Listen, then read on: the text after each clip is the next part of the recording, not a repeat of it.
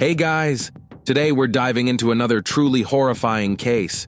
If you want to support my channel, make sure to subscribe and stay active. It really helps me out. I'd be super grateful for that. Let's get started. They say revenge is a dish best served cold, and when it finally arrives, it often strikes at the most unexpected moment. The idea is that such an act brings the most satisfaction to the one seeking retribution, because it's not just deliberate, it's calculated to make the target suffer.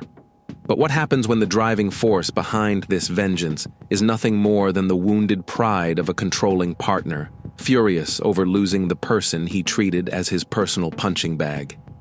In parts of Latin America, aggression toward women rooted in gender-based animosity remains a harsh reality. But the harrowing case of Magdalena Aguilar Romero shook not only Mexico, it drew intense attention from media outlets around the world. Magdalena, a young woman full of life and potential, had reached out for help multiple times. She pleaded for protection from her ex-husband, a man known for his abusive behavior. Despite her consistent efforts to seek safety, her calls for help were met with silence. The consequences would later unfold like the most chilling scenes from a horror film. Magdalena, or simply Magda Aguilar Romero, who later took the last name Arciniega after marriage, was born on November 18, 1990, in the mining town of Taxco de Alarcón, located in the state of Guerrero in southwestern Mexico. She was the youngest of three siblings and the only daughter of Maria de Los Angeles Romero and Diego Aguilar. Her father worked at one of the local silver mines. The job was physically grueling and came with serious risks to both health and safety, but it provided a stable income that allowed him to support his large family. Maria was a stay-at-home mom who devoted herself entirely to raising the three children and keeping their household running smoothly. Thanks to her husband's steady paycheck, the family never lacked the essentials. Though they weren't wealthy, they lived in a large and cozy house. The sons and Magda went to good schools, had access to sports and extracurriculars, and by the mid-1990s, the family even managed to buy their first car. As the youngest and only daughter, Magdalena was the heart of the family. Her parents and older brothers protected and spoiled her. She grew up smart, kind, sociable, and always open to others. She did well in school, stayed active in sports and dance, and had a wide circle of friends. Her teachers described her as highly talented, ambitious, and full of promise. In middle school, Romero became fascinated with biology and anatomy. At first, she dreamed of becoming a cardiologist, but later in high school, her interests shifted toward nutrition, healthy eating, and wellness.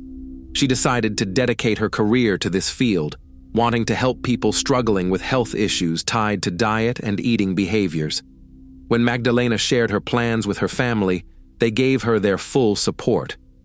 A dedicated student, she easily got into a top university to study nutrition. Classes came naturally to her, and she never once doubted that this was the right path. She was determined to become a true expert. Rather than moving into the dorms, Magdalena chose to stay at home with her family. She commuted to university by bus, even though the ride took her nearly an hour each way. Still, she kept up with her sports activities and continued attending dance classes. Though she focused almost entirely on her studies and didn't make time for a personal life, everything changed in 2011. That year, 20-year-old Magdalena met 35-year-old Cesar Gomez Arciniega, who was also from Taxco de Alarcón. Cesar ran a successful business. He owned a bar that had become a neighborhood favorite. Locals came to unwind after work, share stories, enjoy good food, and drink what many considered the best beer in town. At first, Magdalena didn't respond to the attention or romantic gestures from the older man. But Cesar was persistent. He turned out to be intelligent, well-read, and genuinely interesting. He courted her with poetry, flowers, and thoughtful gifts. Eventually, the young woman found herself charmed and gave in to his advances. Their relationship moved quickly. At first, Cesar came across as dependable and mature, someone she could build a future with. Not long after they began seeing each other, Magdalena discovered she was pregnant.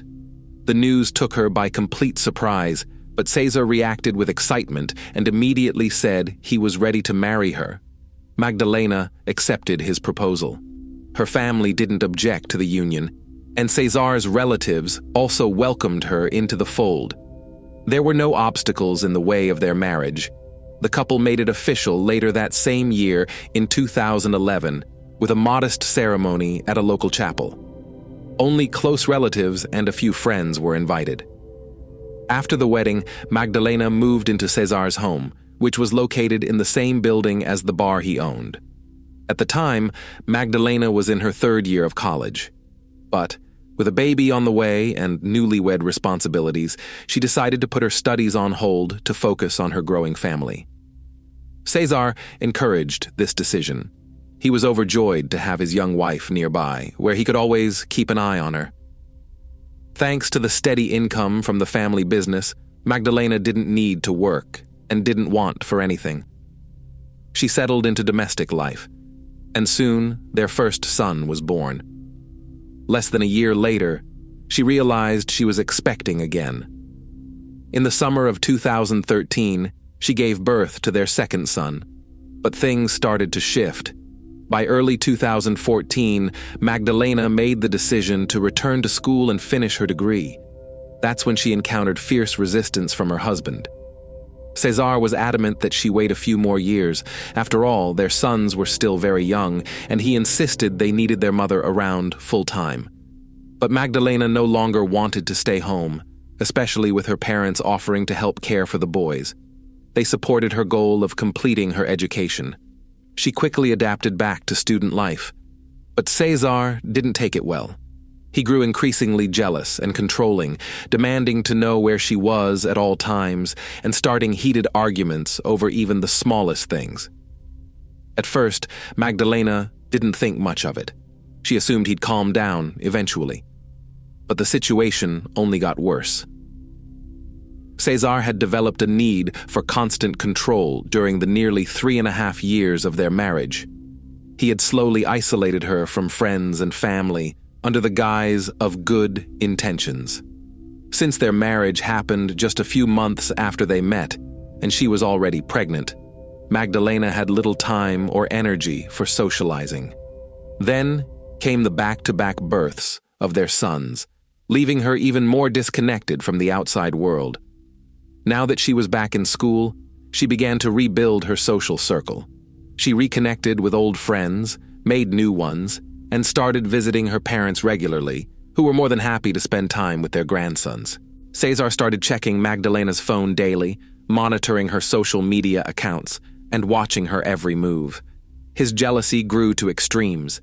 He became suspicious without reason and accused her of things she never did. He banned her from using makeup or perfume, wouldn't let her wear heels, and even started picking out her clothes. Trying to avoid conflict, Magdalena agreed to his demands, but even that wasn't enough for him. Soon after, he issued an ultimatum. He told her she could no longer attend college. But Magdalena wasn't willing to give up on her dreams. She had always aspired to become a certified nutritionist, and she had just over a year left to graduate. That decision turned her life into a daily struggle. She became trapped in her own home, where Cesar kept coming up with new restrictions and rules to control her every move. By spring of 2014, after constant pressure and emotional manipulation, Magdalena had to once again pause her education. Under his influence, she stopped speaking to her friends, even her own relatives. She hardly ever left the house and stopped visiting her parents altogether. Maria and Diego Romero started to grow suspicious when Magdalena didn't show up for a family celebration, an event she had never missed before. Her excuse was vague. She claimed she was overwhelmed with housework. A month later, she skipped her grandmother's birthday and her parents' wedding anniversary. During phone calls with her mother, Magdalena became distant. She gave short answers and avoided direct questions, as if someone was standing nearby, listening. Once cheerful and full of life, she had grown withdrawn and unreachable. She stopped letting family visit and came up with excuses every time someone wanted to come by. One day, her older brother Raul dropped by unannounced, and what he saw shocked him. Magdalena looked nothing like herself. She had lost a lot of weight and appeared fearful and completely drained. She wasn't taking care of herself anymore, flinched at the slightest sound, and seemed like a faded version of the vibrant woman she used to be. It turned out Cesar had been confiscating her phone and only allowed her to make calls when he was present. He had broken her spirit and eventually started displaying aggressive behavior in front of their young sons. Still, when Raul offered to take them all back to their parents' home, Magdalena declined. She told him she would handle it on her own. Raul couldn't stay silent. He told their parents everything he had seen. Together, they began discussing how to help Magdalena, but they couldn't even speak to her freely. Cesar was always around. He treated her like property, someone he could control completely, and he wasn't about to let go. In August 2014, after yet another incident of aggression, Magdalena couldn't take it anymore. She waited until Cesar left on an errand, then secretly contacted her brother and asked him to help her escape.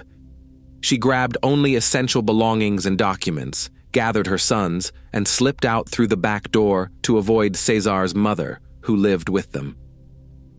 Despite witnessing all the abuse, the mother-in-law had always sided with her son.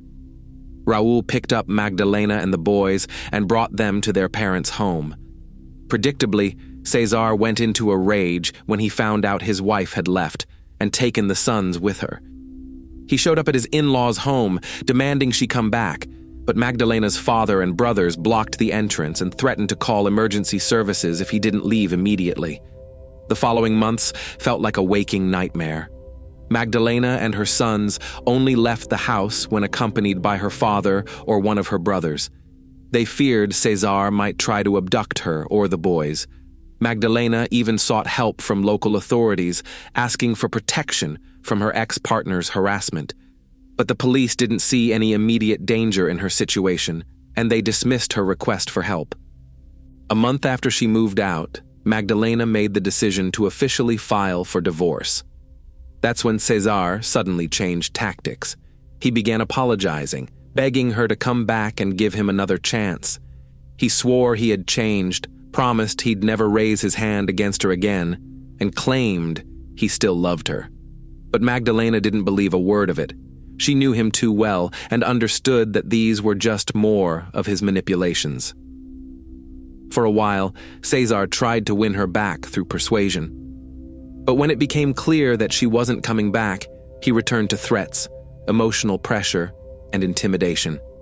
Magdalena found herself constantly looking over her shoulder, worried he might show up, out of nowhere. She went to the police twice more trying to get a restraining order against Arciniega, but again, she was turned away. Officers claimed there was no real danger to her safety. By early 2015, the divorce was finalized. The court ruled that the sons would live with their mother while their father retained visitation rights, including weekends and holidays. At that point, it seemed Cesar had calmed down. He stopped contacting his ex-wife and appeared to move on. Magdalena was finally able to breathe freely again. She returned to college and, this time, completed her degree. Soon after, she found a good job at a private clinic in her field. She began to flourish, surrounded by friends and family, earning a decent living and making plans for the future. Nearly 3 years had passed since the divorce. Cesar no longer tried to interfere in Magdalena's life. He followed the agreed schedule for picking up and dropping off the boys. Sometimes, Magdalena would go to his house to pick them up, but she never went alone. She was always accompanied by her father or one of her brothers. Even though Cesar tried to act friendly, Magdalena never felt truly safe around him. In her heart, she knew she could never trust him again. The years she had spent under his roof, years filled with emotional and physical abuse, had left a permanent mark. On January 13, 2018, The boys were staying with their father as usual. That same day, the entire Romero family planned to attend a memorial service at a local church for a recently deceased relative. Magdalena let her mother know she'd be late. Cesar had refused to bring the boys to the church, so she needed to pick them up herself. She and her ex-husband agreed to meet at a park near his house. But after waiting there for about 30 minutes, Cesar called to say he had an urgent errand and had left the boys with his mother. She wasn't feeling well and couldn't bring them to the park. With no other option, Magdalena decided to go directly to her former mother-in-law's house. On the way, she called her mother, explained the situation, and promised to arrive at the church within 30 minutes with the boys. That was the last time Maria heard from her daughter. Magdalena never showed up at the church. Her phone first went unanswered and then was turned off completely. Worried, Maria and Diego Romero began calling Magdalena's friends and relatives, but no one had seen her.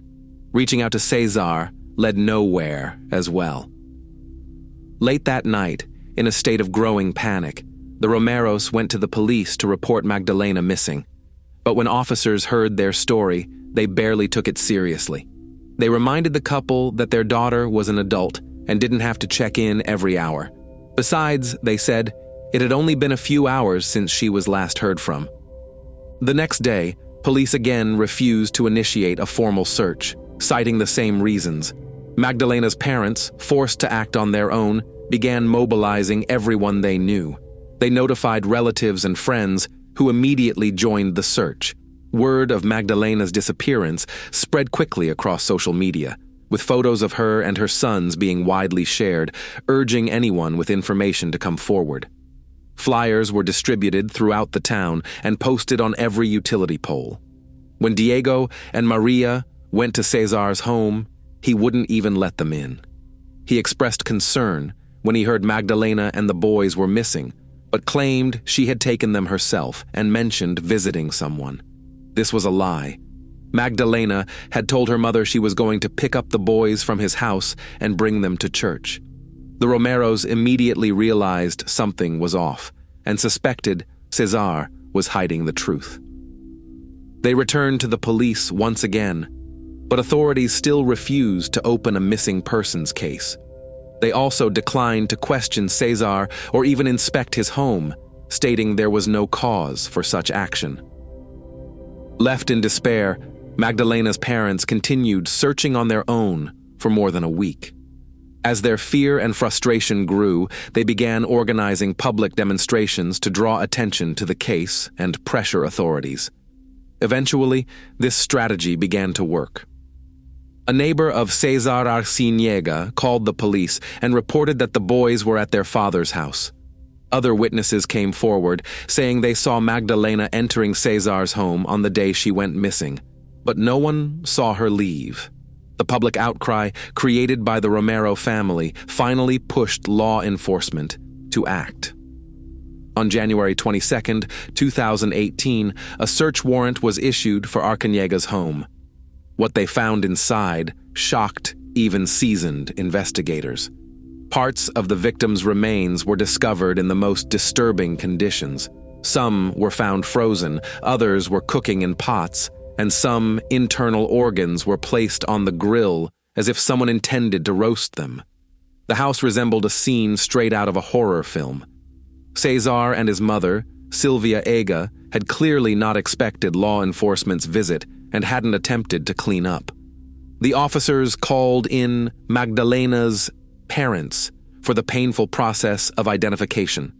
The condition of the remains was deeply traumatic, but Maria and Diego immediately recognized their daughter. Maria's heart couldn't take the shock. She required emergency medical attention on the spot. The forensic examination confirmed that Magdalena had been severely beaten before her death. The cause was mechanical asphyxiation. She had been strangled by hand. But the most harrowing detail came later. Their sons, only 6 and 4.5 years old at the time, had been in the house during the entire ordeal. They witnessed everything. The aggressive attack on their mother took place right in front of them, Tragically, they became key witnesses in the court proceedings that followed. Though still young and unable to fully grasp what had happened, the older son later told investigators that he saw his father strike and choke his mother while she screamed and tried to escape. He recalled how César dragged her into the kitchen and how their grandmother blocked the boys from entering. The older boy disobeyed and peeked in, only to witness something horrifying. César was immediately identified as the main suspect, but when law enforcement arrived, only Sylvia Ega and the boys were at the home. Somehow, César had managed to escape just hours before the search. He seemed to know the authorities were coming. Taking all the cash he could gather, he vanished. That same day, Doña Silvia was taken into custody and held in jail to await trial. She remained calm, even cold, as she faced authorities. She didn't deny her involvement in what had happened to her former daughter-in-law and showed no remorse. Sylvia had long been aware of how her son treated his wife, yet she always took César's side. The investigation revealed that while Sylvia didn't physically commit the act herself, she knew about her son's intentions. She helped lure Magdalena to their home and later took part in dismembering the body and hiding the evidence. Detectives were especially disturbed by one aspect of the case. Some body parts had been cooked into a thick stew, while internal organs were placed on a grill. Sylvia was unable to provide any clear explanation. Two theories emerged. Either they were attempting to feed the remains to their 5 guard dogs, or, in a far more sinister possibility, they intended to serve the remains at their food establishment. During the trial, Sylvia's grandsons testified against her. They had witnessed what had happened to their mother. The older boy, who had sneaked into the kitchen, saw hands boiling in a pot, and his mother's head stored in the freezer.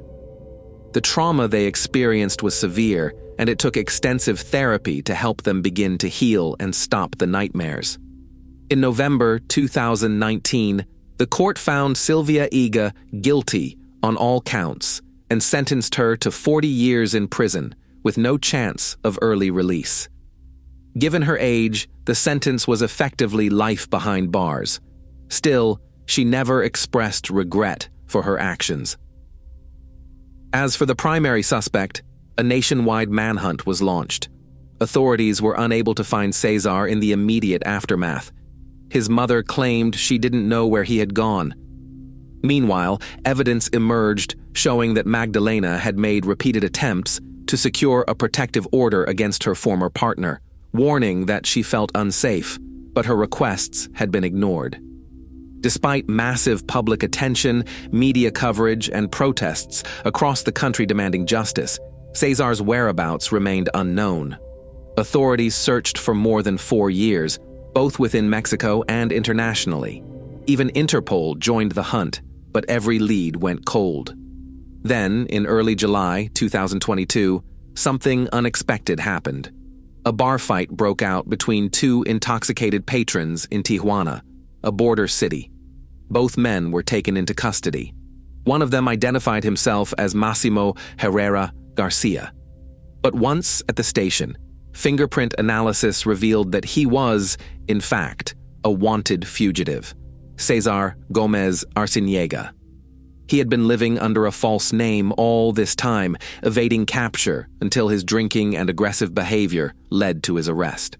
Once identified, he was transferred back to his hometown and held in custody awaiting trial. He delayed proceedings by repeatedly switching attorneys, and the trial didn't begin until the fall of 2023. Once again, the primary witnesses were Magdalena's sons, now older and able to speak more clearly about what had happened. They testified against their father. In November 2023, César Gómez Arciniega was found guilty of the premeditated and brutal killing of his former spouse. The court classified the case as a gender-based crime. The motive was determined to be a desire for revenge that had built up over years after their divorce. He was sentenced to 55 years in prison with no possibility of parole. Magdalena's sons were placed under the care of their maternal grandparents, who had fought tirelessly to bring their daughter's case to justice. Thanks for watching, everyone. Your support means a lot to me, and you can help my channel grow by hitting that like button, dropping a comment, and sharing this video. Your engagement really makes a difference. See you soon.